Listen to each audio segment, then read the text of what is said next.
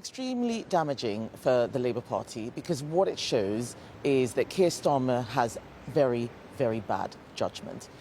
This appointment was a personal appointment by him. He put Peter Mandelson in that job, even though he'd had to resign from cabinet twice in disgrace.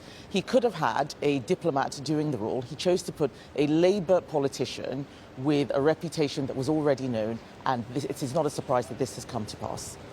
Should the Prime Minister now come clean on what he knew about the links between Jeffrey Epstein and his former ambassador?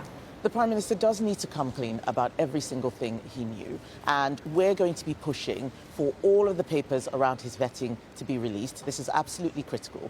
Just yesterday, he told me at Prime Minister's Questions that he had full confidence in Peter Mandelson, even though he knew that Peter Mandelson had said that there are more revelations to come. I think that is part of evidence that he has extremely bad judgment. We want to see all the papers and know all the information that surrounds Peter Mandelson's hiring in the first place.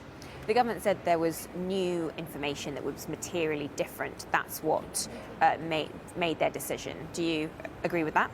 No, I don't agree with that. Peter Mandelson gave an interview yesterday morning, long before I asked the Prime Minister questions, and in that interview he said that there was more to come. And yet the Prime Minister still chose to give him his full confidence. He could have said he was looking into the issue, but he gave him his full backing, and that just shows what terrible judgment he has.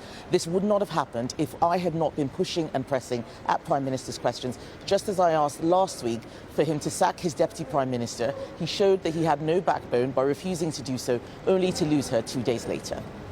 And Peter Mandelson had deep links within the Trump administration. Trump also has his own awkward relationship with Jeffrey Epstein. Is Trump now tarnished by association? My concern is about the British national interests, and right now what we have seen is that Peter Mandelson's appointment has damaged British national interests. We've got a state visit next week. President Trump is coming to the UK. Our ambassador is one of the key hosts, and now we've got no ambassador. This is a problem for Keir Starmer, who has been distracted by the loss of his deputy prime minister, his deputy leadership elections, at a time when our economy is in crisis. We also have a diplomatic crisis in Poland. We had an incursion into NATO airspace. The Prime Minister is not able to focus on this because he has to deal with all of the internal Labour Party drama. But surely if there's outrage over association with a convicted sex offender, then that should apply to President Trump as well, shouldn't it?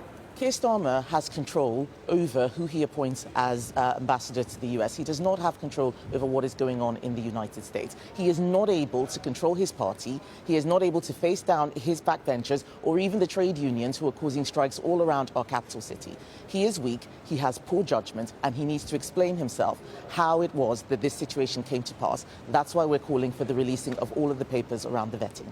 And do you have any ideas on who you think should be the new ambassador?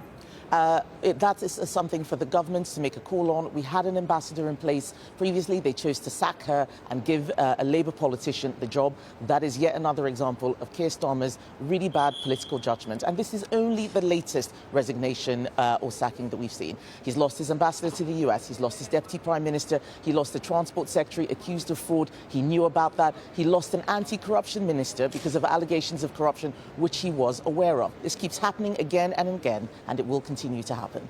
And then just finally one of your own MPs, Suella Braverman, is sharing a platform with political rival Richard Tice of Reform, talking about a potential Tory policy leaving the ECHR. That's a bit awkward for Tories, isn't it? It's not awkward at all. This is a live issue. People want to talk about it. People have cross-party discussions and sit on panels. I've sat on many panels with Labour MPs. That's not a problem at all. I think it's really important that we have a healthy debate in this country, and I'm very happy if my MPs are having those debates about issues that people in this country care about. Even with Reform UK?